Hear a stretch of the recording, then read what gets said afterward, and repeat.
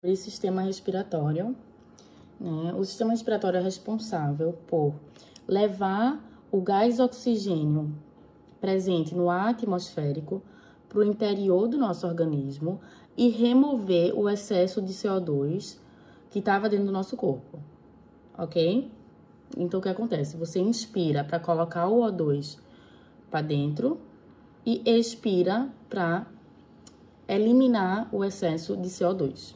E por que o corpo faz isso? Né? Por que é tão importante colocar O2 dentro do corpo e remover o excesso de CO2 do corpo? Vamos lá. No interior das células ocorrem reações metabólicas, mais especificamente reações do catabolismo, que tem como finalidade produzir energia a partir de algum substrato.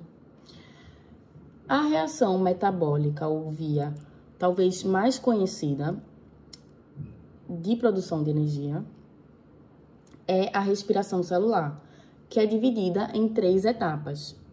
A etapa da glicólise, o ciclo de Krebs, ou ciclo do ácido cítrico, e a cadeia respiratória, ou fosforilação oxidativa, que é a etapa final, e é nela que ocorre a maior produção de energia, tá?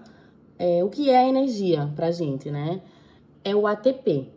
De forma grosseira, é o ATP. Né? Ou a gente sabe que a energia é necessária para a gente viver, se movimentar, para o coração bater, para dançar, cantar.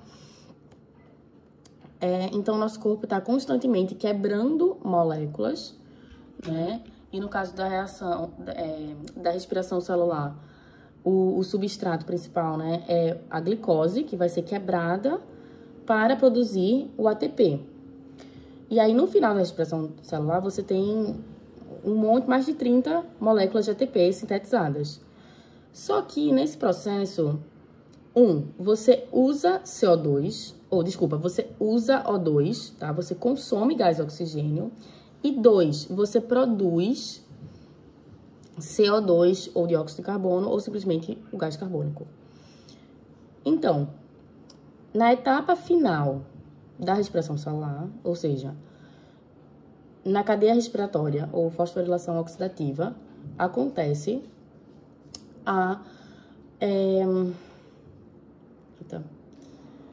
o consumo de O2 para a produção de ATP. E nesse processo todo de respiração celular, ocorre liberação de CO2. Então, o CO2 é considerado um dos subprodutos metabólicos, né, das nossas células, e o excesso dele precisa ser excretado. E a maior forma de excreção do CO2 é através da expiração, ok? E o O2, por outro lado, a gente viu que é importante, né, que ele é demandado pelas nossas células para síntese de energia, ok? Então, isso é o principal. Deu para entender porque o corpo quer colocar o O2 para dentro e jogar o excesso de CO2 para fora. Aí, vamos lá, né? O sistema respiratório ainda apresenta outras funções que a gente vai comentar já já. E a gente vai dizer como é que ele faz isso, de colocar esse CO2 para dentro e tirar esse CO2 de dentro. Deixa eu ver por onde eu começo.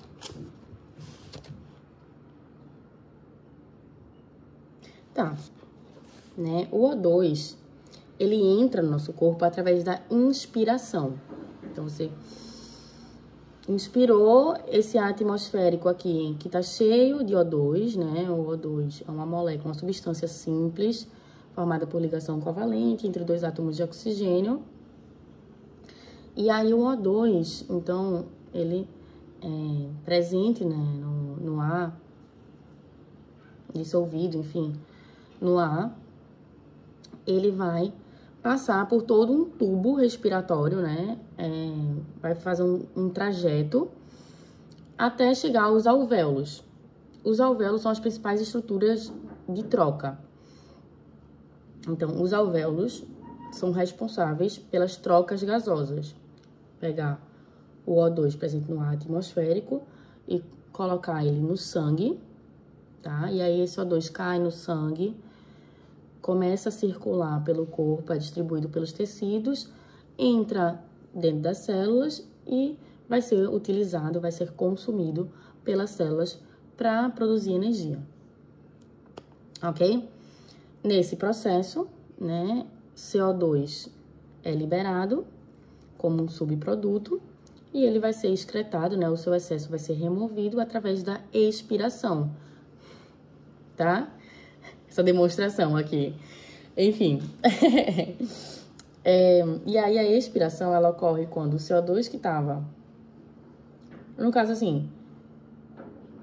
vamos falar do trajeto do CO2. O CO2 produzido no interior das células cai no sangue. E aí, nos pulmões, né, vão ocorrer as trocas gasosas. O excesso de CO2 que estava no sangue passa para os alvéolos e o alvéolo devolve, né, esse CO2 para a atmosfera. Beleza? Tudo isso é influenciado por... todo esse processo, né, é influenciado por vários fatores. A gente vai comentar tudo bem direitinho, bem bonitinho. E tem estruturas essenciais aí também que fazem essa mágica toda acontecer, tá? Então, antes de falar antes de comentar outras funções do sistema respiratório, queria mostrar o sistema cardiovascular. Por quê? O sistema respiratório é muito importante. A respiração é um dos sinais vitais mais importantes do nosso corpo. O ato de respirar é tão natural que às vezes passa despercebido na maior parte do dia. A respiração envolve complexos mecanismos biológicos, em especial mecanismos neuromusculares, tá? Vamos comentar não só dos órgãos do sistema respiratório, mas também, né, dos músculos respiratórios e do controle neural da respiração, tá? Algumas estruturas aí presentes no teu encéfalo regulam e controlam, né, a frequência respiratória, o ritmo respiratório básico. E a respiração ainda envolve participação de outros sistemas, como o sistema cardiovascular. Por isso eu queria dar essa relembrada para vocês do sistema cardiovascular, porque, né, pensa sempre que o organismo, né, é um conjunto de sistemas. Então, todos os sistemas estão funcionando de forma integrada. Estão trabalhando em conjunto e um faz o outro, né, funcionar ou não funcionar. E acho que o sistema respiratório e o sistema cardiovascular são os dois sistemas que a gente mais observa vamos dizer assim, essa interseção, né? Juntamente ao sistema nervoso e sistema endócrino. O sistema cardiovascular é formado pelo coração e pelos vasos sanguíneos, artérias e veias, né? Que constituem os grandes vasos. Entre as artérias e as veias, né? A gente tem os capilares e ainda estruturas intermediárias, né? Arteríolas, vênulas, enfim. Mas os vasos sanguíneos são esses três principais: artérias, veias e capilares, que eu vou colocar aqui no meio, tá? As artérias, elas saem do coração e as principais diferenças entre uma artéria e uma veia é que a artéria, além dela sair do coração, geralmente ela é mais profunda, tá? Não necessariamente, mas vamos dizer assim, no geral. E a pressão no interior das artérias é maior, tá? E as artérias elas são também mais espessas, né? Enquanto as veias são mais fininhas, têm uma pressão mais baixa e as veias ainda apresentam válvulas. Por fim, né, as veias se as artérias são vasos de saída do coração, as veias são vasos de retorno. Beleza? Então, a veia chega ao coração e a artéria sai, tá? Lembra que o coração, né, é igual a um coração. O coração apresenta 4 cavidades, uma estrutura tetracavitária. E quais são essas cavidades? Os átrios e os ventrículos. São dois átrios e 2 ventrículos. Um átrio esquerdo, um átrio direito, um ventrículo esquerdo e um ventrículo direito. E aí, o que acontece?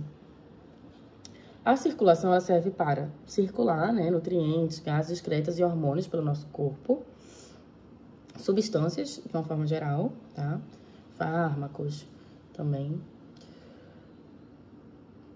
E a nossa circulação, ela é fechada, ela acontece no interior dos vasos. Uma circulação dupla, completa, enfim, beleza?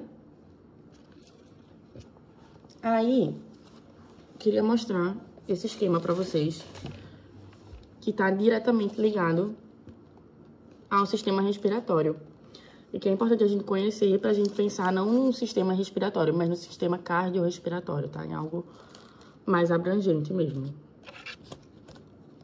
Integrando, né, os conhecimentos, as ideias e tal. Então, vamos lá. A gente tem aqui, ó,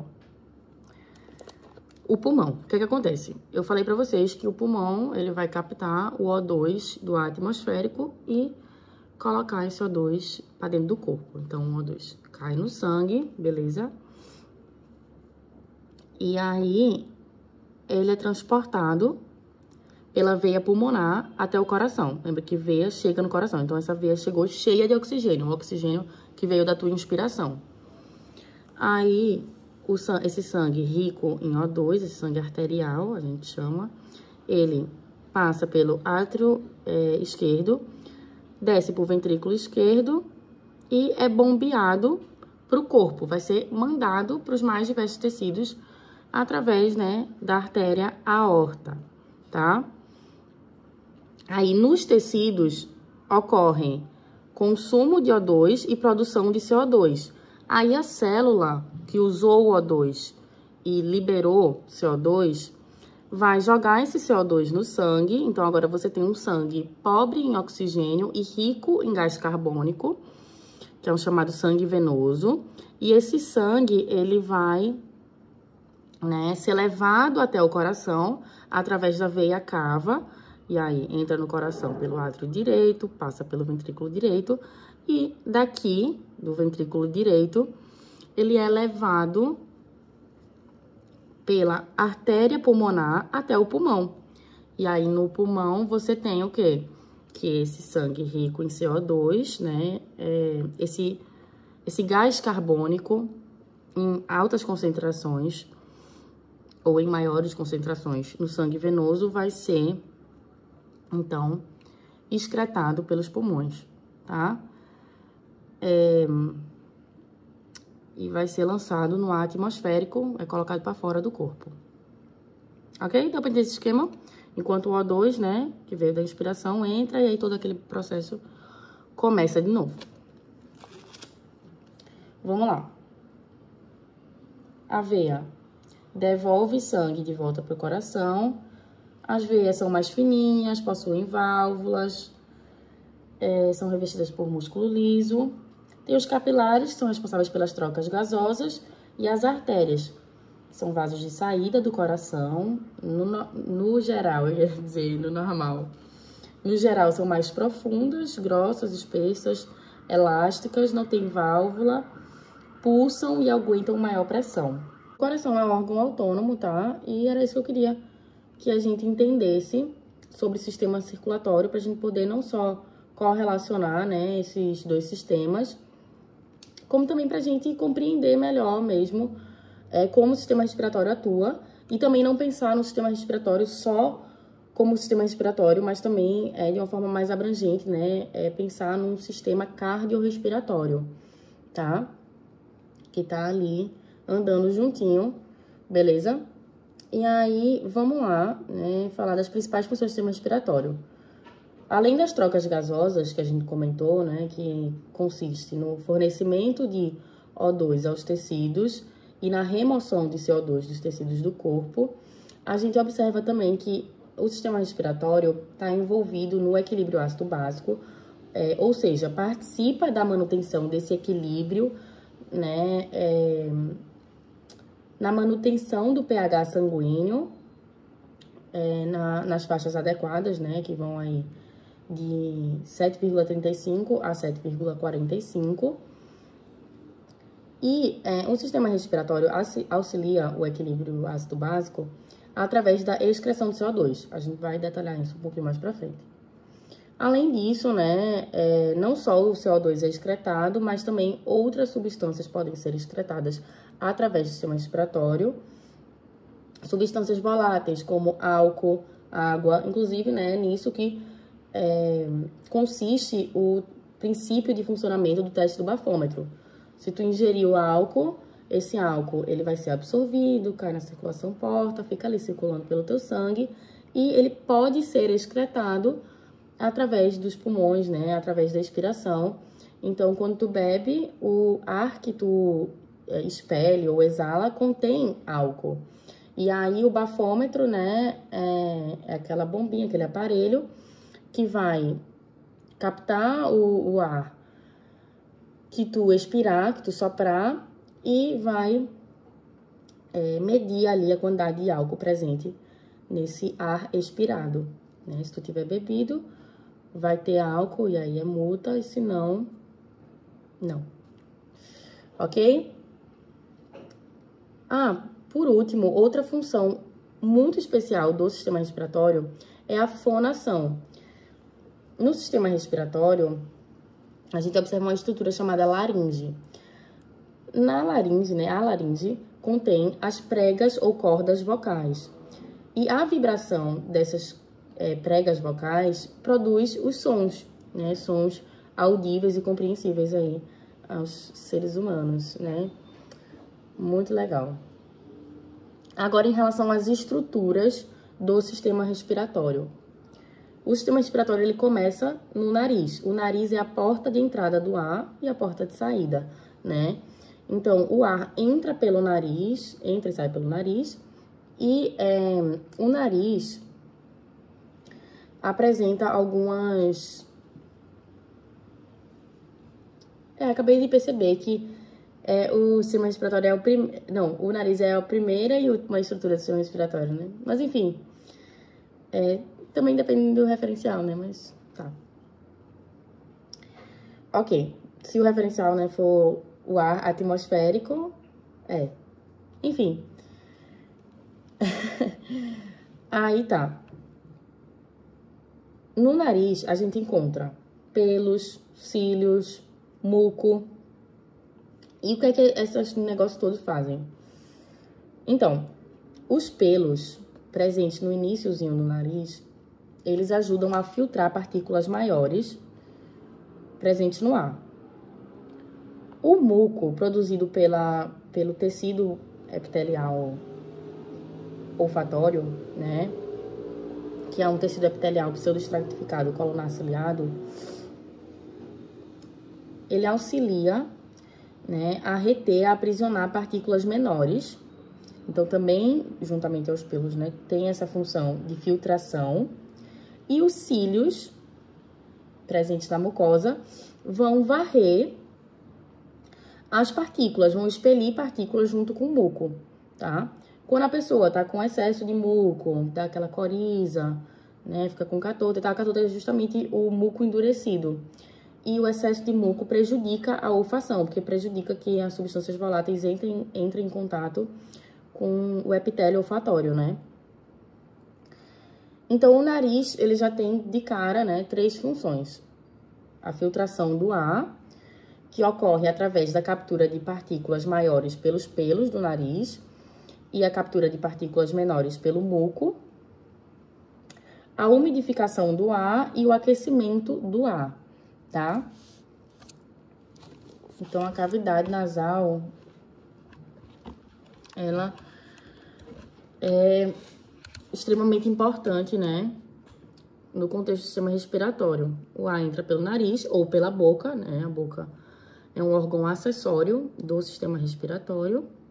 Você pode inspirar e expirar pela boca, mas não é tão vantajoso quanto inspirar e expirar pelo nariz. né, quanto respirar pelo nariz. Porque a vantagem do ar passar pela cavidade nasal é que na cavidade nasal o ar vai ser aquecido, filtrado, umidificado, né? E aí ele chega mais limpinho, né, e quentinho nos pulmões, tá? O que é importante para não ressecar, né, o tubo respiratório e também para não causar doenças, né, pulmonares, enfim. Aí, em seguida, a gente tem a nasofaringe, a faringe. A faringe, ela vai dividir o sistema respiratório e o sistema digestório. A passagem do ar ocorre com a epiglote aberta. E logo abaixo, né, da faringe, a gente tem a laringe. Logo abaixo da nasofaringe, nós temos a laringe. A laringe, ela é formada por várias cartilagens, como a cartilagem tireoide, a cartilagem cricoide. A cartilagem cricoide... Não, perdão, a cartilagem tireoide é a que tem como se fosse uma extensãozinha, uma proeminência, que é conhecida como pomo de Adão, né? Que é mais exacerbado em homens, né? Eu também não dá pra ver. Tá, aí a laringe contém as pregas vocais, que, quando abertas, permitem a passagem do ar, tanto a entrada como a saída do ar, né? Quando as pregas vocais estão fechadas e esticadas, ocorre a emissão de som, pela vibração, né, dessas pregas, com auxílio de outras estruturas da fala, né, como a boca, a língua, tórax. Tudo isso vai provocar som. Aí, na laringe, né? A laringe é onde ficam as cordas vocais e é a entrada da traqueia. A traqueia é um tubinho assim, por onde vai passar o ar, e ela se ramifica em brônquios. A traqueia e os brônquios são considerados ductos mais calibrosos. Eles são formados por vários anéis cartilaginosos que evitam o fechamento das vias condutoras, tá? Então, a traqueia é um tubo de musculatura lisa com anéis cartilaginosos que se ramifica nos brônquios. Os brônquios, por sua vez, se ramificam nos bronquíolos, né? E os bronquíolos se ramificam nos alvéolos. Os alvéolos, né, o conjunto dos alvéolos forma os pulmões. Antes de falar dos alvéolos, vamos comentar dos bronquíolos, né? Então, logo depois do brônquio, você tem o bronquíolo terminal e mais próximo dos alvéolos, o bronquíolo respiratório, certo? Os bronquíolos, eles são classificados como ductos menos calibrosos, porque eles não apresentam cartilagem e são formados por musculatura bronquiolar que impõe uma resistência maior à passagem do ar, tá? Isso é bem mais evidente, né, em, por exemplo, pacientes asmáticos, em que você tem um bronquíolo ali mais fechadinho, às vezes pelo excesso de muco, enfim, por uma condição inflamatória, e aí o ar não passa direito, né, ou passa com dificuldade, e a pessoa fica naquele quadro de dispneia. Alvéolos são aproximadamente 300 milhões em cada pulmão. A parede dos alvéolos possui fibras elásticas que conferem elasticidade ao pulmão. E os alvéolos são formados por um tecido epitelial bem fininho, é um epitélio simples, pavimentoso, e pelo endotélio, tá? E aí o conjunto desse epitélio alveolar com o endotélio forma a membrana respiratória, que é justamente meio que a conexão do lúmen do alvéolo com o lúmen no vaso sanguíneo. E aí o ar, né, os gases, vão atravessar essa membrana, a membrana respiratória. As células alveolares, elas são chamadas de pneumócitos. E aí tem dois tipos de pneumócitos. Os pneumócitos que participam efetivamente das trocas gasosas, né, da hematose, e os pneumócitos que sintetizam uma substância conhecida como surfactante, que vai proteger o alvéolo do colabamento, ou seja, é uma substância lipoproteica que reduz a tensão superficial nos alvéolos e aí impede ou dificulta que o alvéolo se feche, tá? Porque os alvéolos têm uma tendência a retraírem por conta da sua elasticidade e da tensão superficial. E aí isso gera uma tendência forte, né, ao colapso. Mas aí a gente tem, o corpo, né, tem estratégias para diminuir essa tensão superficial, etc, etc. Os alvéolos têm como função promover as trocas gasosas num processo conhecido como hematose. Trocas gasosas, hematose, né, quando se fala de alvéolos, mesma coisa, beleza? Aí a parede dos alvéolos é formada por um epitélio, juntamente ao endotélio vascular, né? O epitélio com o endotélio vascular formam a membrana respiratória. O epitélio alveolar produz surfactante, que reduz a tensão superficial do muco. Uma propriedade do pulmão é a complacência, né? A complacência pulmonar é justamente a capacidade do pulmão em armazenar ar por unidade diária. É mais ou menos a capacidade do pulmão de se estender, tá? E aí, o pulmão, ele é protegido, né, por uma membrana chamada de pleura. A gente tem duas pleuras. A pleura visceral, que está em contato com os pulmões, e a pleura parietal, que é mais periférica, está mais para fora, que reveste a caixa torácica, né? Então, duas pleuras. Visceral, reveste pulmões. Parietal, reveste caixa torácica. Entre as duas pleuras, a gente tem um espaço ou cavidade pleural. E nesse espaço pleural circula um líquido chamado líquido pleural. O líquido pleural, ele ajuda a lubrificar os movimentos pulmonares, evitando atrito, né? E a pressão negativa no interior, né, do espaço pleural facilita ou permite a inspiração, tá? O aumento mesmo dos pulmões. Eventos funcionais da respiração: ventilação, trocas gasosas e tem a regulação da respiração, né, com controle nervoso aí que a gente vai falar só no final. Então, o que é a ventilação, né? A ventilação é a troca de ar entre o meio externo e os alvéolos. Então, a ventilação é como se a gente estivesse falando só do alvéolo em diante, tá? Do alvéolo até o ar atmosférico. Ou seja, a troca de ar entre o meio externo e os alvéolos, né, que tem esse objetivo de promover a contínua renovação de ar nos alvéolos. Beleza? Então, é a passagem do ar pela inspiração até os alvéolos e a passagem, a condução de ar até o ar atmosférico, né, desde os alvéolos. Não sei se ficou confusa, acho que ficou um pouquinho, né? Mas, enfim, só conceituação. Acredito que todo mundo saiba o que é ventilação. Pelo menos assim eu espero, né? Qualquer dúvida também lança o zap, lança o chat GPT, lança o livro, né? Melhor. Eu super, tipo, fingindo que eu também não... Enfim, vamos lá.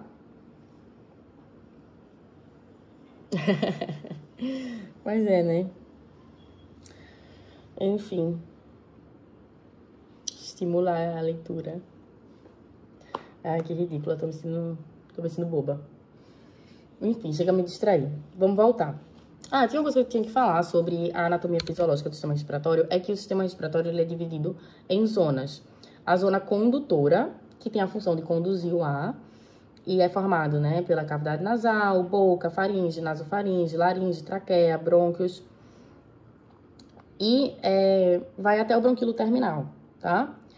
E a zona respiratória, que vem logo em seguida, que vai do bronquíolo respiratório até os alvéolos, ou seja, é formado por bronquíolos respiratórios, ductos alveolares, sacos alveolares e alvéolos. e tem a função de promover as trocas gasosas, ok? Aí vamos falar um pouco da mecânica da ventilação. Quais são os músculos respiratórios? Tem os músculos da inspiração e os músculos da expiração. Os músculos da inspiração são, né, principalmente o diafragma e os intercostais externos, mas a gente também tem os acessórios da inspiração, como o esternocleidomastoideo e os escalenos. Escaleno anterior, médio, posterior, um negócio assim. O diafragma, ele é o principal músculo da respiração, disparado, né? O diafragma, a gente diz que ele é o protagonista, porque é justamente a contração do diafragma que vai levar, na inspiração, que vai levar uma amplitude, um aumento da amplitude da caixa torácica, da cavidade torácica. E aí, quando o diafragma contrai, o diafragma tem um formatozinho assim, como se fosse, dizem que é de cúpula, só que eu não sei o que é cúpula. É mais ou menos um Uzinho invertido. Eu gosto quando dizem que parece um paraquedas aberto, assim. E aí, quando o diafragma contrai, ele abaixa e fica mais planificadozinho. E isso permite essa expansão longitudinal, né, da cavidade torácica. Beleza? O relaxamento do diafragma, né, pela retração alveolar, leva à expiração e diminuição da amplitude longitudinal da cavidade torácica. Então, o diafragma é o principal músculo da respiração, né? E a sua contração na expiração que vai permitir, né, enfim, a passagem de ar do interior dos alvéolos para o sangue. Ok. Aí, os intercostais externos também são músculos da inspiração, que eles promovem, né, um aumento lateral e anteroposterior da cavidade torácica, tá? Eles dão como se fosse uma puxada aqui nas costelas, certo? E o diafragma e os intercostais externos, eles são essenciais e, assim, mais destacados mesmo na inspiração natural, aquela que você realiza, né, na maior parte do dia, em que você não tá pensando ou processando de forma consciente a sua respiração, né? Você tá ali vendo TV e tal, você não tá pensando que você tá respirando. E aí, quem participa dessa inspiração natural, mais involuntária, principalmente, né, o diafragma e os intercostais externos. Quando você está numa condição de inspiração profunda ou forçada, tá numa meditação, que você tem consciência ali, né, controle voluntário da sua respiração, aí você usa mais os músculos, não, aí você usa também, né, e você usa mais no sentido de que antes você não estava usando tanto, os músculos acessórios da respiração, esternocleidomastoideo e escalenos, né, que vão também promover um aumento da cavidade torácica a partir do, tipo, como se eles, eu não sei explicar músculo, é como se eles puxassem o externo, assim, eles, enfim, promovessem o estiramento, assim, do externo, do babado todo, entendeu? Não sei, eu não sei falar direito de músculo, então vou calar a boca, mas acho que deu pra entender, né? Músculos da inspiração, em resumo: diafragma, intercostais externos e os acessórios esternocleidomastoideo e escalenos. A contração do diafragma promove, né, a descida desse músculo, o que gera o aumento longitudinal da cavidade, da amplitude, enfim, o aumento longitudinal da cavidade torácica. E isso ocorre na inspiração, que é um processo ativo, que envolve, né, sinalização nervosa. E os músculos da expiração são os intercostais internos, oblíquo externo, oblíquo interno, transverso abdominal e reto abdominal, que, no geral, eles são mais úteis para expiração forçada, tá? No geral, assim, numa respiração natural, você usa o diafragma, né? E é o relaxamento do diafragma que propicia a expiração, tá? Os outros não necessariamente ficam ativados. Na verdade, eles ficam praticamente inativados, né? Ou inativos. Por isso que a gente diz que a expiração é um processo passivo, né? Ocorre pelo relaxamento do diafragma, dos intercostais externos. E os outros músculos da expiração, eles não participam muito, a não ser que você esteja numa condição de expiração forçada ou profunda mesmo, tá? Mas esses músculos da expiração, eles são muito importantes para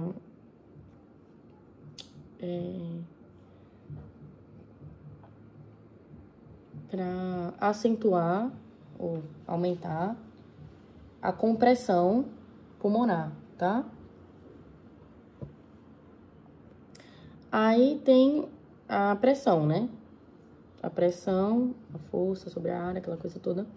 A pressão pleural, ou seja, a pressão entre as pleuras, é uma pressão negativa e ela fica ainda mais negativa no momento de inspiração, o que permite que o pulmão expanda, tá? Isso faz com que o ar entre no alvéolo, permitindo as trocas gasosas. Aí, a pressão alveolar, a pressão dentro dos alvéolos. No repouso, é 0 milímetros de mercúrio. Na inspiração, a pressão é negativa, né, em relação à pressão atmosférica. E na expiração, a gente tem uma pressão aumentada aí de mais 0,75 milímetros de mercúrio, né.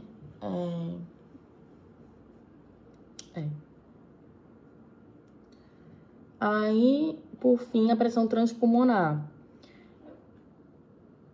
É a pressão pleural menos a pressão alveolar durante a respiração. Né? A diferença entre essas duas. Ok, aí a espirometria é um exame que mede a quantidade de ar que entra e sai dos pulmões, medindo o volume e as capacidades pulmonares. Já a gente fala desse negócio de volume e capacidade pulmonar.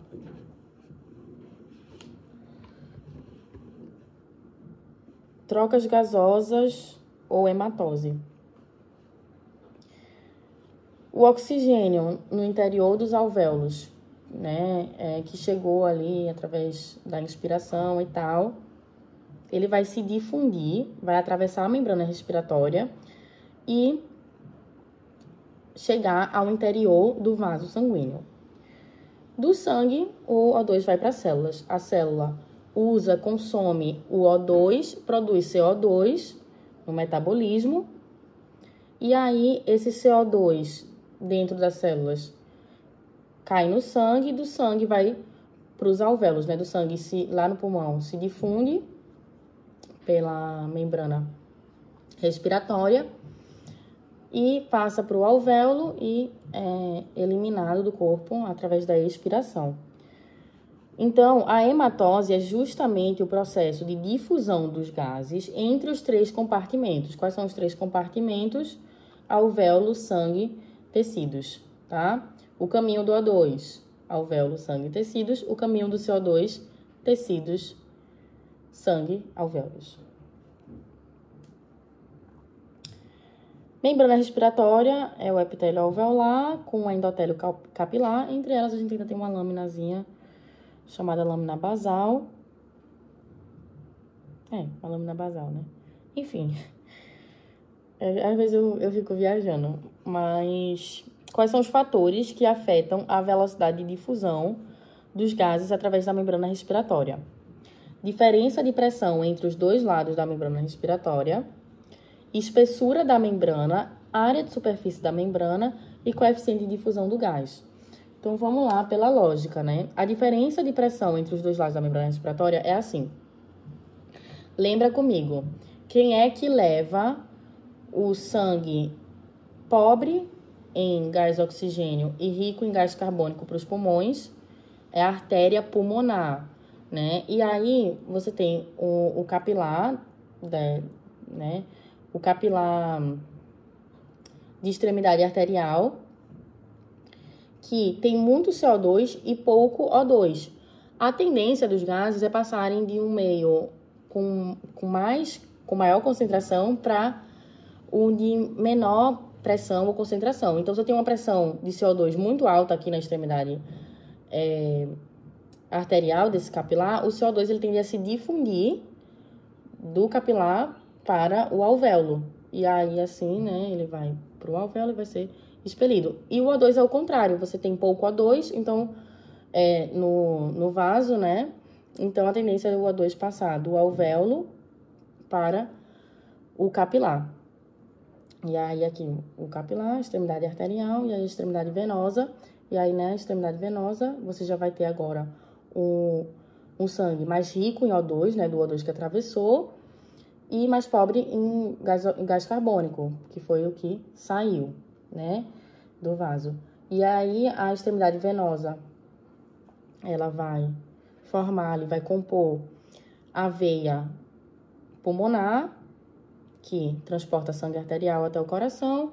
Aí, no coração, átrio esquerdo, ventrículo esquerdo, artéria aorta, aquele babado todo, né? Lembra? Ok. Então, a diferença de pressão entre os dois lados da membrana respiratória afeta a velocidade. Pra cá. E aí, eu vou continuar agora. A espessura da membrana também afeta a velocidade de difusão dos gases, né? Através daquela membrana. Quanto mais espessa, mais vai demorar para os gases atravessarem. E quanto menos espessa a membrana, maior vai ser a velocidade de difusão daquele gás ou daqueles gases através da membrana respiratória. Né? Uma relação mais lógica, eu acho que é só para você imaginar. Se você for, tipo, sei lá, aqui tem um ponto A, aqui tem um ponto B, e aí no meio tem um muro. E aí você quer atravessar de A para B. E aí, se esse muro, né, ele for mais espesso, vai demorar mais para você chegar no ponto B. Se ele for menos espesso, você passa mais rápido por ele. Mesma coisa os gases, não sei se deu para entender, mas a espessura da membrana respiratória se relaciona de maneira inversamente proporcional à velocidade de difusão dos gases através daquela membrana. Quanto mais espessa a membrana, menor a velocidade de difusão dos gases, ou seja, mais eles vão demorar a atravessar, a passar pela membrana respiratória. E quanto menos espessa a membrana respiratória, mais rápido vai ser a travessia dos gases. Ok? Então, maior a velocidade de difusão dos gases, quanto menor a espessura. A área de superfície da membrana também é um fator que altera a velocidade de difusão dos gases, né? Quanto maior a área de superfície da membrana, maior a velocidade de difusão. E o coeficiente de difusão do gás. Quanto maior o coeficiente de difusão, maior a velocidade com que aquele gás vai atravessar a membrana respiratória. Então, esses são os 4 fatores que afetam a velocidade de difusão dos gases através de uma membrana respiratória. Lembra que a membrana respiratória, né, é o epitélio alveolar com o endotélio vascular. Entre eles tem uma lâmina basal. E os fatores que afetam a velocidade de difusão dos gases através da membrana respiratória são a diferença de pressão entre os dois lados da membrana respiratória. Lembra que os gases têm uma tendência maior, né, de um meio de maior pressão para o meio de menor pressão. A espessura da membrana, que é inversamente proporcional à velocidade de difusão do gás. Quanto maior a espessura da membrana, menor a velocidade de passagem daqueles gases por essa membrana. A área de superfície da membrana respiratória, quanto maior a área de superfície, maior a velocidade de difusão. E o coeficiente de difusão do gás, quanto maior o coeficiente, maior a velocidade, tá? Aí, o O2 no alvéolo, né, no interior do alvéolo, que chegou ali através do ar que você inspirou, ele, então, atravessa a membrana respiratória, cai no sangue, do sangue vai para os tecidos, o tecido utiliza, consome o O2, produz CO2, e esse CO2 sai da célula, vai para o sangue, e do sangue, né, chega aos pulmões e se difunde através da membrana respiratória, indo parar nos alvéolos, e aí o ar expirado, né, vai conter aí altas concentrações de CO2, tá? Então, esse é mais ou menos o percurso dos gases, né, assim, por esses 3 compartimentos, como a gente comentou. Alvéolo, sangue e tecidos, né? O caminho do O2 é alvéolo, sangue e tecidos, e o caminho do CO2, tecidos, sangue, alvéolos. No sangue, o gás oxigênio, ele assim, a maior parte dele é transportado na forma de oxihemoglobina, ou seja, a maior parte do O2 no sangue é transportada ligada à hemoglobina, formando a oxihemoglobina, né? A hemoglobina, lembra que é uma proteína presente no interior das hemácias, que apresenta 4 subunidades, 2 subunidades alfa, 2 subunidades beta. Cada subunidade apresenta um grupamento M. O M é o grupo prostético, que tem no seu centro um átomo de ferro e é formado também por estruturas de pirrol, papapá. Então, a hemoglobina é uma proteína globular de estrutura quaternária que apresenta 4 subunidades. Cada subunidade tem um grupamento M que tem no seu centro o átomo de ferro. É justamente o ferro que vai ter afinidade pelo oxigênio, né, que vai se atrair pelo oxigênio, permitindo a ligação, né, HbO2, a ligação do oxigênio ali à hemoglobina. Aí 97% do O2 é transportado no sangue na forma de oxihemoglobina, ou seja, ligado à hemoglobina. Cada hemoglobina pode transportar até 4 O2, tá? Porque cada hemoglobina, né, cada proteínazinha daquela, vai ter 4 átomos de ferro e cada átomo de ferro vai se ligar a um oxigênio, né, uma molécula de oxigênio. Então, uma hemoglobina pode transportar até 4 moléculas de gás oxigênio, ok? E aí, os 3% restantes, né, do gás oxigênio no sangue são transportados na forma livre, né, livres ali no plasma, mas em menor parte, né? É a quantidade mínima que fica na forma livre. A maior parte no sangue tá ligada à hemoglobina mesmo. E o CO2 no sangue? O CO2, 7% dele é transportado de forma livre, né? Então, é encontrado na sua forma livre, né? Circulando ali. E CO2, 7% circula livremente no plasma. 23% é transportado ligado à hemoglobina, né, formando a carbohemoglobina, que é diferente da carboxihemoglobina. A carboxihemoglobina é a hemoglobina ligada ao monóxido de carbono, que é o CO, que é altamente tóxico, né, para o nosso corpo, justamente porque se liga de forma irreversível à hemoglobina e isso prejudica o transporte de O2, pode levar o indivíduo à morte, né? E por isso que o monóxido de carbono, ele é perigoso, né, para o organismo. 70% do CO2 no sangue é transportado na forma de íon bicarbonato, o HCO3- no plasma, tá? Porque o que acontece? O CO2, ele pode reagir com água formando o ácido carbônico, o H2CO3. Essa reação, ela pode ocorrer de forma espontânea, só que no interior das hemácias, ela é catalisada por uma enzima chamada anidrase carbônica. Então, o CO2 dentro das hemácias reage com a água, produzindo, né, por catálise da anidrase carbônica, o ácido carbônico, H2CO3, que por sua vez ioniza, formando íon hidrogênio, o H+, e íon bicarbonato, ou HCO3-. Lembra que o íon H+, em altas concentrações, ele acidifica o meio. Então, quanto maior a concentração de H+, no meio, no sangue, menor vai ser o pH, tá? E mais ácido vai estar aquele meio, beleza? O H+ liberado nessa reação é capturado pela hemoglobina, formando a HHB, né? A gente chama de HHB, H-hemoglobina, que é a ligação, né, do íon hidrogênio à hemoglobina. E o que acontece é que a hemácia, ela transporta O2. Quando ela libera esse O2, ela incorpora o H+, tá? E aí, esse H+, esse H+, ele vai ser levado até os pulmões. Lá, ele vai se ligar ao HCO3-, proteína ácido carbônico.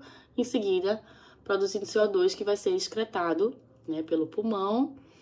E vai ser mandado para fora do corpo através da expiração, né, e lançado no ar atmosférico. Então, é um mecanismo muito interessante aí do corpo, tá? E que tá totalmente ligado também ao equilíbrio ácido básico, à manutenção do pH sanguíneo. Mais pra frente a gente fala só disso, ok? Aí, regulação da respiração.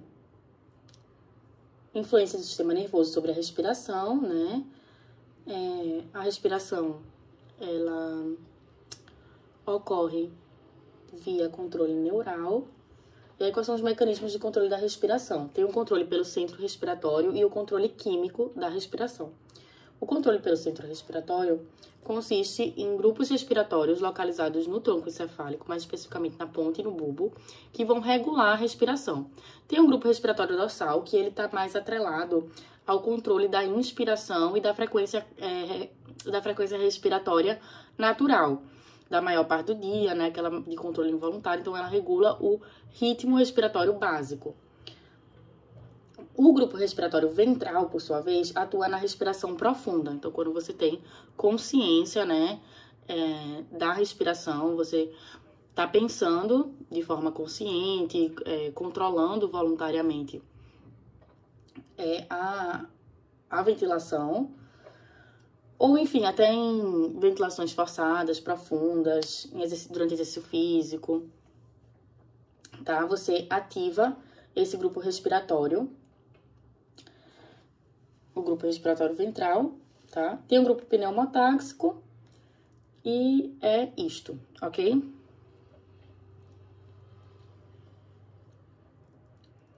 Aí a área quimiosensível. Aí a área quimiosensível, localizada no bulbo, apresenta quimiorreceptores que detectam a concentração de H+.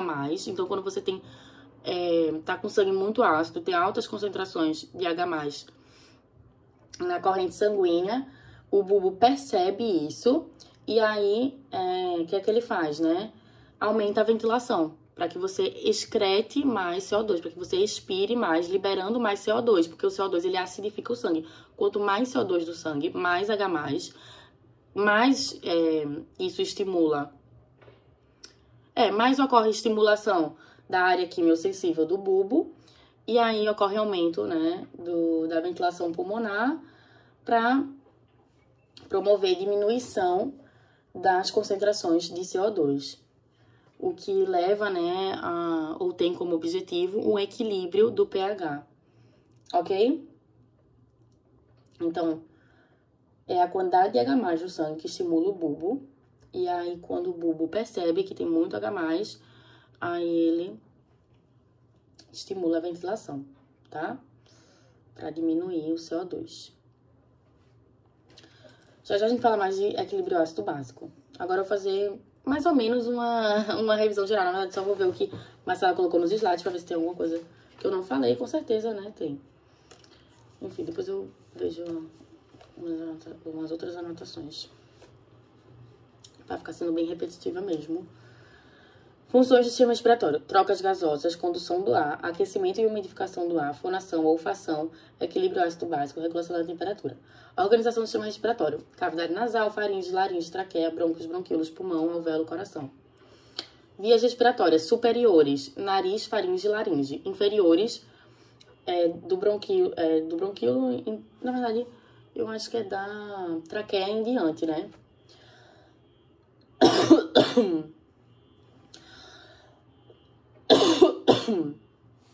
Ou seja, traqueia, brônquios, bronquíolos, alvéolos, tá? E aí as zonas funcionais. A zona condutora, que vai das vias respiratórias superiores até os bronquíolos terminais e tem a função de conduzir, aquecer, umedecer e filtrar o ar, além de participar do sentido da olfação e do processo da fonação. E a zona respiratória, que vai dos bronquíolos respiratórios em diante e tem como objetivo, enfim, finalidade,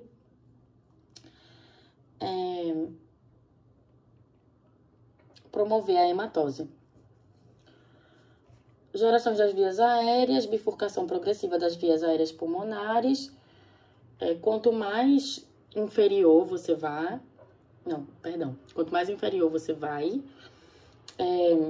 menor a quantidade de cílios que você encontra, menor o número de células secretoras de muco, diminui a quantidade de cartilagem, tá? Aí, alvéolo pulmonar. Unidade fundamental, trocas gasosas. Nos alvéolos ocorre difusão de gases e produção de surfactante. Principais células pulmonares, tipo 1 e tipo 2, comentamos, né? Tipo 1, função, difusão de gases. Tipo 2, função, síntese de surfactante. Barreira alvéolo capilar, também conhecida como membrana respiratória. O epitélio respiratório é constituído por mucos, por cílios e muco.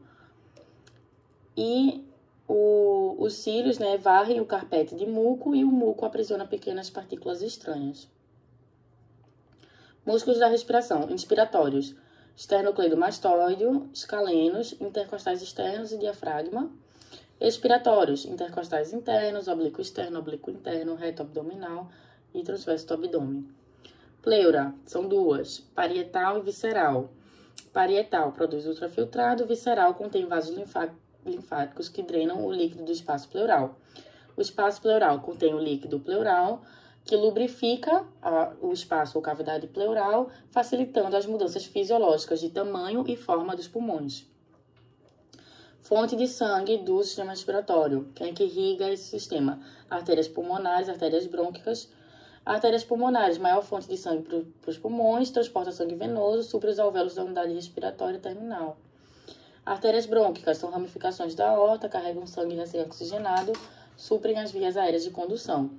Propriedades elásticas do pulmão, complacência pulmonar, o grau de extensibilidade, ou simplesmente grau de extensão, dos pulmões por cada unidade de aumento da pressão transpulmonar. Está ligada à força elástica do tecido pulmonar propriamente dito, né? A elasticidade dos tecidos pulmonares, que é dada pela presença de colágeno e elastina, pela tensão superficial alveolar e pela presença, né, do surfactante pulmonar. Aí, a ventilação alveolar é a velocidade com que o ar novo alcança a unidade respiratória. Fator determinante da concentração de O2 e CO2 nos alvéolos. O espaço morto anatômico é o volume de ar que preenche as vias respiratórias e que não participa da troca de gases, tá? Então, é um volumezinho de ar que você tem no trato respiratório, né? Assim, que está preenchendo as vias respiratórias, como está aqui, mas que não participa da troca gasosa, ok? Aí, volumes e capacidades pulmonares. O volume pulmonar vai ser sempre um parâmetro unitário e os volumes são independentes entre si. Os três primeiros que a gente vai comentar, o corrente, de reserva inspiratória e de reserva expiratória, são funcionais e o último, que é o volume residual, é um valor estrutural. Então, o volume corrente é o volume de ar trocado a cada movimento respiratório. Reflete a exigência de O2 do organismo. Volume de reserva inspiratório é o ar que falta inspirar depois da inspiração do volume corrente. Eu interpreto, não sei se eu estou 100% certa na minha definição, mas eu entendo que é o tanto que você ainda consegue inspirar depois de inspirar o volume corrente, né? Então, o ar que falta inspirar depois da inspiração do volume corrente, O volume de reserva inspiratório relaciona-se com o equilíbrio entre a elasticidade pulmonar e a performance muscular do tórax. Quanto maior o volume corrente, menor o volume de reserva inspiratório. Ok. E o volume de reserva expiratório é o ar que falta expirar depois da expiração do volume corrente. Eu também interpreto que é o volume que você consegue, né, expirar depois da expiração do volume corrente, tá? É o tanto que você consegue colocar para fora na exalação, na expiração, enfim. O volume de reserva expiratória está relacionado com a força de compressão dos músculos torácicos. E por último, o volume residual, né, que é um volume estrutural, é o ar que resta depois de uma expiração máxima. Então, você expira tudo que você conseguia, um volume de reserva expiratória, e ainda sobra um ar, é o volume residual. Este volume não pode ser trocado ativamente, mas apenas por difusão gasosa, está relacionado com a capacidade espacial do tórax e seu conteúdo. Blá, blá, blá, blá, blá, ok? E as capacidades pulmonares? A capacidade inspiratória é a soma do volume corrente com o volume de reserva inspiratório. É o tanto que você consegue inspirar, né? O que você inspira no volume corrente com o volume de reserva inspiratório, que é o que falta do volume corrente. Enfim, que é o que falta inspirar, né? No volume corrente, depois de inspirar o volume corrente. A capacidade residual funcional é o volume de reserva expiratório com o volume residual. A capacidade vital é o volume corrente mais o volume de reserva inspiratório mais o volume de reserva expiratório. E a capacidade pulmonar total é a soma de todos os volumes. O volume corrente, volume de reserva inspiratório, volume de reserva expiratório e volume residual. A espirometria, né? Comentamos, é aquele exame que determina os volumes e capacidade pulmonares, tá? E aí vamos falar mais coisa.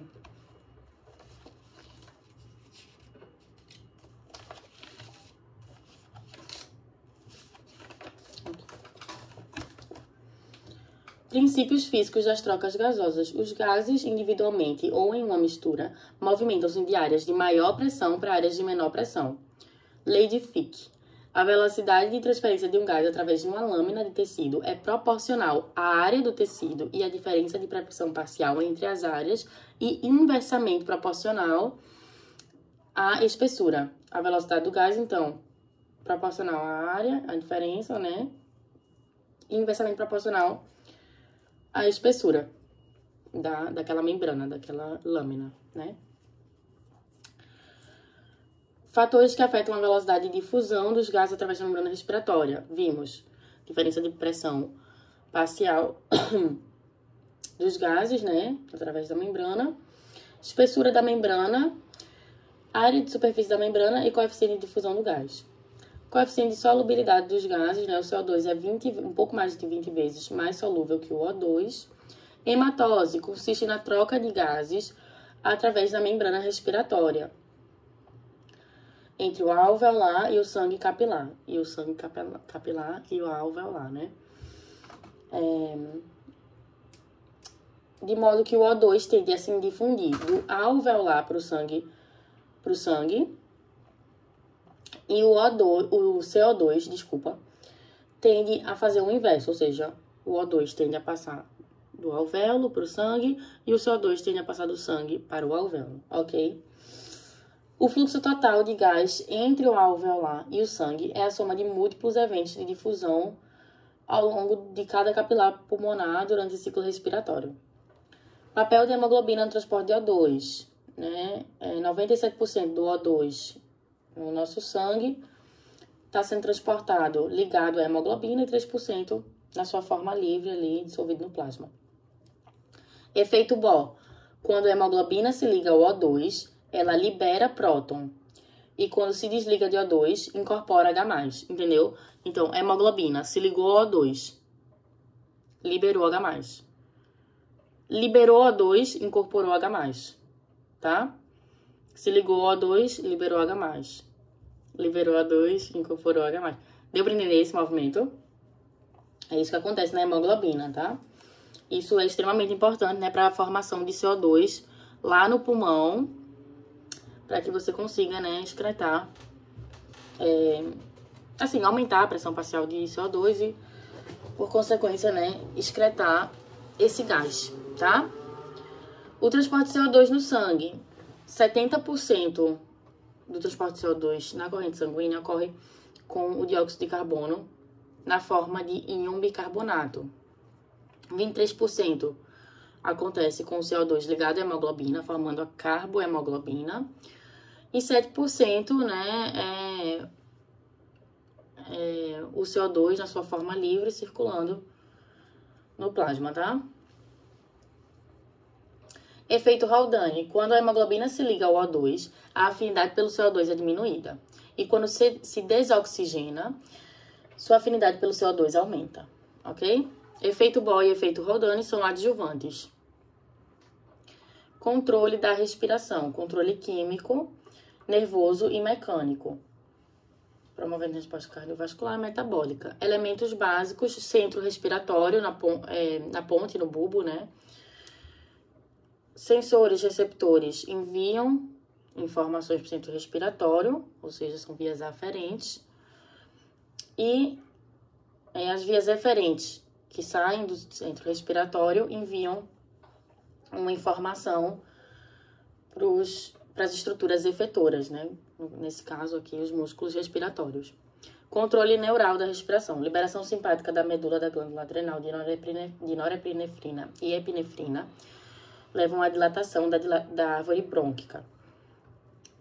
No brônquio, a gente tem receptores beta-adrenérgicos, né, que reconhecem e se ligam ali à adrenalina, e a adrenalina estimula a dilatação brônquica, tá? Fazendo com que você, capte mais ar, né, com que mais ar passe.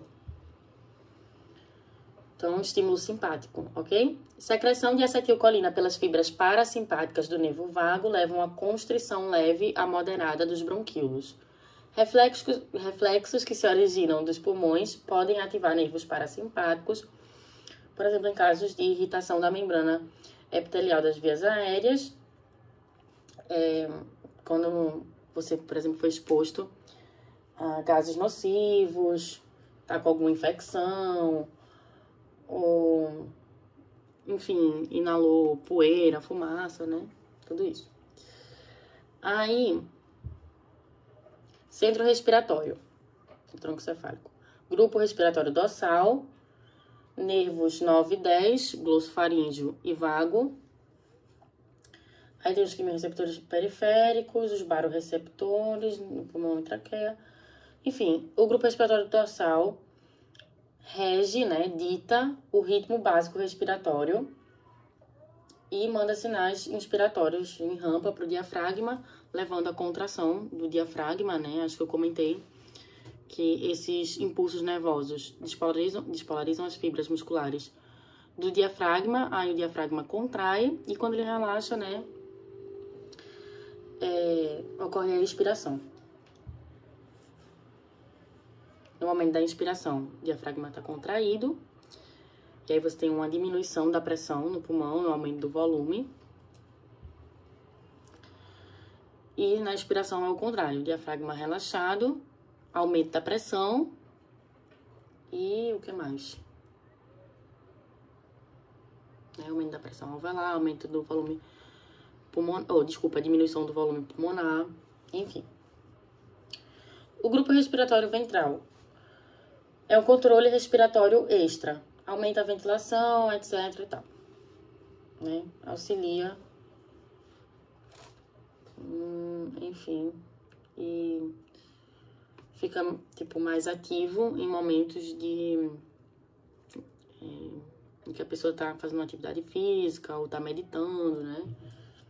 Que você assume um controle voluntário ali da sua respiração ou que o seu corpo tá demandando muito gás oxigênio, aí você precisa fazer, vamos dizer assim, mais força, você precisa aumentar a intensidade da sua respiração, né, e a frequência também respiratória. Então, para você expandir e contrair mais, expandir e comprimir mais o pulmão, né, você precisa ativar outros músculos, os músculos acessórios, né, da inspiração e da expiração, respectivamente, aquela coisa toda. E tem o centro pneumotáxico, ou grupo respiratório... Não sei nem o que eu escrevi aqui. Enfim, limita a duração da inspiração, controle da frequência e amplitude respiratória. Isso, quando eu falei intensidade, é o que eu queria dizer, né? Amplitude. Os sinais provenientes do grupo respiratório dorsal vão via nervos frênicos para o diafragma e via nervos intercostais para os músculos intercostais. O núcleo... não sei o que... tá. Aí tem o controle químico da respiração. A gente vai falar um pouco melhor dele agora, tá? Cadê? Tá, antes de falar do controle químico da respiração, equilíbrio ácido básico, manutenção do pH sanguíneo e tal, eu queria fazer só um resumão com essa anotação que tá mais sintética. Sistema respiratório humano, né? Composto pela cavidade nasal, o ar entra pelo nariz ou pela boca. A vantagem do ar passar pela cavidade nasal é que na cavidade nasal o ar é aquecido e filtrado pelos pelos e pelo muco do nariz. Ainda tem os cílios que vão varrer ali, né? Aquele carpete de muco. Vão servir como um tapetezinho, uma vassourazinha mesmo, né? Aí, por exemplo, quando a pessoa cheira cocaína, aquele pó fica aprisionado ali, né, pelos pelos, pelo muco, e a cavidade nasal é altamente irrigada e faz com que, né, as substâncias presentes ali naquele pó caiam na corrente sanguínea, né, promovendo os efeitos desejados, né, aquele efeito estimulante, de alerta e tal. Quando aspirado, a cocaína demora 1 a 5 minutos para fazer efeito. Mas aí no caso do crack, né, no crack você tem a cocaína misturada com bicarbonato de sódio, solidificada. Eu não sei, eu não entenderia, deve ter outros componentes ali também, com certeza. Mas é principalmente cocaína, bicarbonato e aí aquele aspecto endurecido, e aí você fuma, né? Aí quando você fuma, vamos entender agora, o efeito da droga é quase que instantâneo, né? Porque a substância volátil, inalada e tal, ela vai direto para os pulmões, a substância rapidamente atinge o sangue e aí já começa a provocar seus efeitos. Então é por isso que drogas fumadas, elas promovem os seus efeitos, né? Elas atingem a sua concentração máxima no sangue de forma muito mais rápida, tá?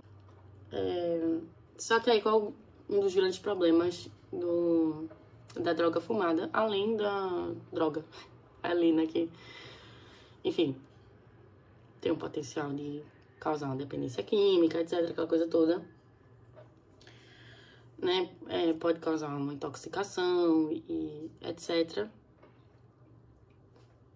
Em muitos casos é perigoso deixar a pessoa mais vulnerável, mas acredito que um dos maiores perigos da droga fumada, né, é a queima, é a combustão, aquela fumaça e tal, que vai detonando os pulmões, né?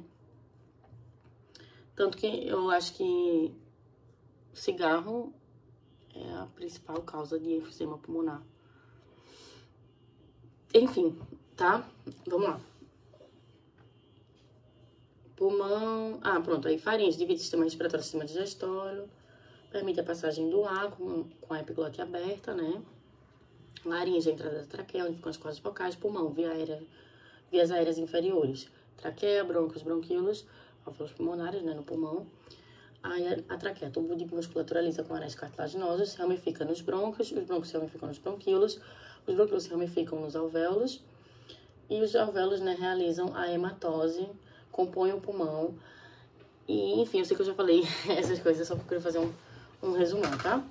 Aí a hematose, né, a hematose é o processo de trocas gasosas que ocorre por difusão simples através da passagem dos gases pela membrana respiratória. O O2 vai do alvéolo para o sangue, do sangue para a célula. Na célula ocorre a respiração celular, que libera CO2. O CO2 sai da célula, vai para o sangue, do sangue para o alvéolo. E aí é expirado, né? E lançado no ar atmosférico. Diafragma, músculo respiratório, que contrai, né? Na inspiração e ajuda a ampliar a caixa torácica junto com os intercostais. Pulmões. Pulmão direito é trilobado, tem 3 lobos. O esquerdo é bilobado, tem 2 lobos. Os pulmões são protegidos pela pleura, que é uma membrana serosa que cobre o pulmão. São 2, parietal, visceral, tá? Parietal mais para fora, visceral mais interna. Entre as duas pleuras há o líquido pleural. Movimentos respiratórios, inspiração e expiração. Inspiração é a entrada de ar nos pulmões, processo ativo, há impulso nervoso e nele ocorre a expansão do tórax, o aumento da área, aumento do volume e diminuição da pressão interna do pulmão. Na expiração, o diafragma contrai junto com intercostais externos. Na expiração, a gente observa um movimento de saída de ar dos pulmões. Processo passivo, não há impulso nervoso, ocorre diminuição do tórax, diminuição da área, diminuição do volume e aumento da pressão interna do pulmão. Diafragma tá relaxando, tá relaxado, tá relaxando. Transporte dos gases, falamos, né?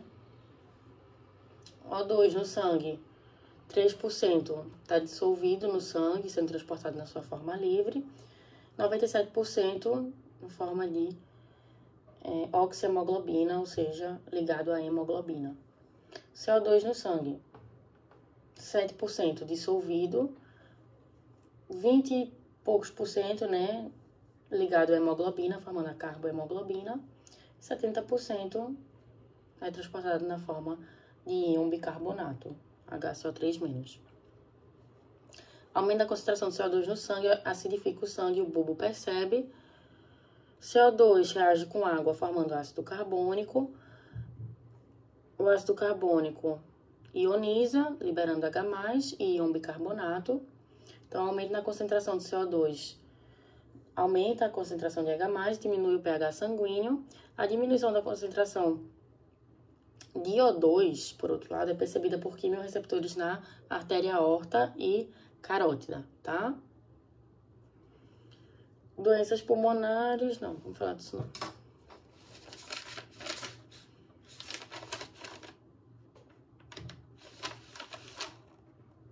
É isso, aí equilíbrio ácido básico. Regulação da concentração de H+. Ácidos são produzidos no decurso do metabolismo. O metabolismo gera CO2 no interior das células. O CO2 reage com água, formando ácido carbônico, que por sua vez, né, libera H+ e íon bicarbonato. Ácidos não originados do CO2 são excretados pelos rins, ok? Então, ácido lático, ácido cetoácidos, né, do metabolismo dos lipídios. Esses ácidos não podem ser eliminados pelos pulmões, porque não são voláteis, ok? Então, o que é que eu tô querendo dizer? Os rins também participam da manutenção do pH sanguíneo, da manutenção e regulação, né, do pH. E também estão envolvidos no equilíbrio ácido básico. Só que como a gente tá falando de respiratório, então a respiração vai promover ajustes na concentração de CO2 no sangue, não de outras substâncias que podem formar ácidos, né?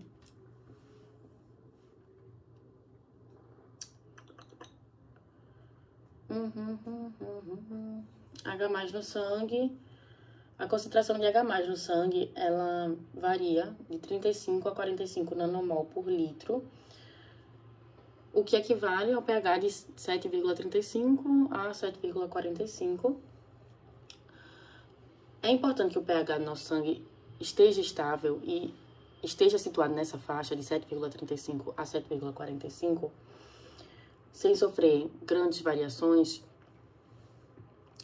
porque as enzimas e outras moléculas biologicamente ativas atuam em um pH específico e adequado. Então, para a atuação de enzimas e de outras moléculas, é importante que a gente tenha essa faixa de pH, né, no sangue, ok? Aí quaisquer valores fora disso, né, muito dissonantes, vamos dizer assim, podem ter, assim, sérias, graves repercussões, consequências, complicações, tá? Manutenção do equilíbrio ácido básico é feito pelos pulmões, pelas hemácias, né, ou eritrócitos, que são as células sanguíneas vermelhas, e pelos rins. Vamos dar ênfase aqui nos pulmões e também nas hemácias. O sangue e os tecidos contêm sistemas tampão que minimizam alterações na concentração de H+. O principal tampão é o íon bicarbonato, HCO3-. O tampão bicarbonato é um sistema aberto em equilíbrio com ar atmosférico e o íon bicarbonato ele neutraliza os íons hidrogênio liberados pelas células.